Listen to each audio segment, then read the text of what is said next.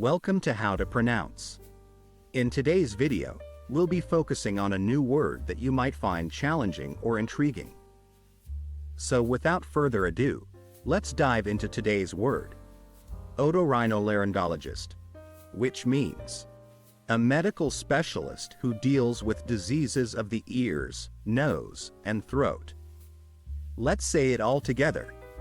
Otorhinolaryngologist. One more time. Otorhinolaryngologist. Now let's split the word into syllables and then pronounce each syllable one by one. To, ri, no, le, ring, go, le, gist.